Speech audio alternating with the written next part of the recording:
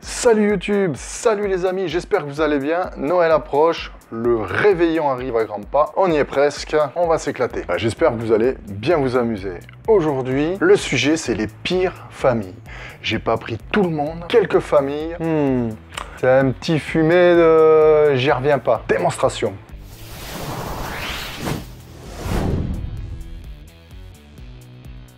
Alors YouTube, je suis désolé, aujourd'hui j'ai un petit cahier sur le côté qui va m'aider à me souvenir parce qu'il y a des détails qui, c'est un peu compliqué, il y a beaucoup de noms. Alors on va commencer par les Borgia. Les Borgia, apparemment, leurs rapports ont été plutôt compliqués. Vous allez voir, on va aborder 3 familles, c'est vraiment bizarre. Alors c'est vrai que chez chacun, il peut y avoir des différences, des dysfonctionnements, des choses un peu étranges. Vous pouvez avoir, je sais pas, moi, autant une famille très technologique qui adore tout ce qui est ordinateur ou une autre famille qui va être plutôt la nature, tout ce qui est bio, amis de vivre dans la nature sans électricité ou quoi.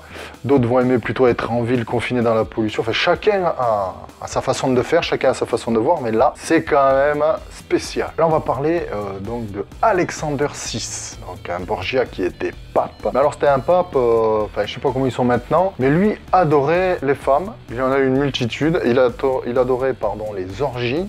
Des orgiaques. Enfin, c'était un bon vivant. Alors, de ces phrases qu'il a moult bâtards, j'aime bien ce mot. Donc, il a plusieurs bâtards et il a 2 fils. Qui vont s'entretuer en fait. Il y en a un qui tue l'autre. Alors il tue aussi son beau-frère, s'il est plus ou moins amoureux de sa sœur.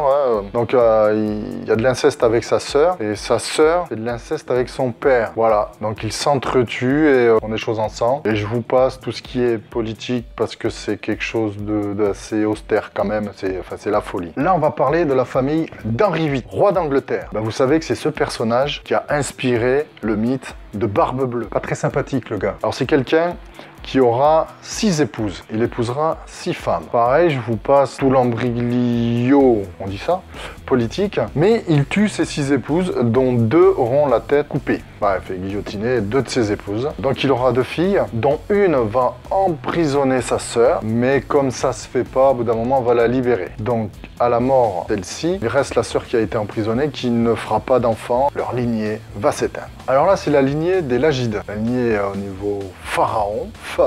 Donc les pharaons. Donc la lignée de Cléopâtre. Alors là, c'est tous les pendant 200 ans, ils ont mis le bordel. Voilà, eux, ils ont fait fort. Donc, j'ai mes petites notes parce que, honnêtement, c'est compliqué parce que comme ils se mariaient entre frères et sœurs, en fait, l'époux suivant ou l'épouse suivante avait le nom du précédent, mais avait des chiffres. 13, 14, 15, je sais pas. Vous voyez, il y avait des chiffres. Donc vous dites Ptolémée, il y en a 10 qui répondent. Donc, j'ai pris quelques notes pour pouvoir suivre. Alors on commence avec Ptolémée IV. Donc lui, il tue ses frères, il tue sa mère et il épouse sa sœur. Pourquoi faire un demi-mesure On y va carrément. Donc il épouse sa sœur Arsinoé, qui bien sûr finit assassinée. Je fais des rimes. Donc à sa mort, c'est Ptolémée XIII qui épouse sa sœur Cléopâtre. Il faut suivre. Qui elle-même fait emprisonner sa sœur, donc Arsinoé, dont je n'ai pas le chiffre, qui évidemment, par la suite, l'a fait tuer. Un rapport compliqué, la fratrie. Ptolémée XIII, évidemment, au bout d'un moment, se fait tuer, et donc c'est Ptolémée XIV qui devient le mari de Cléopâtre. Chiffre 13, ça porte pas bonheur. Évidemment, Cléopâtre, sa coquine avec les Romains, son amant Marc-Antoine, est bien présent. On passe là-dessus. Par contre, elle fait empoisonner son Ptolémée XIV, qui à l'époque n'a que 15 ans. Alors là, j'avoue que c'est quand même une famille assez mouvementée. Niveau pharaon, c'était des excités de première. Alors dites-moi dans les commentaires, vous, comment ça se passe chez vous? Évidemment, en tout bien, tout honneur, j'espère. Dites-moi comment ça se passe chez vous.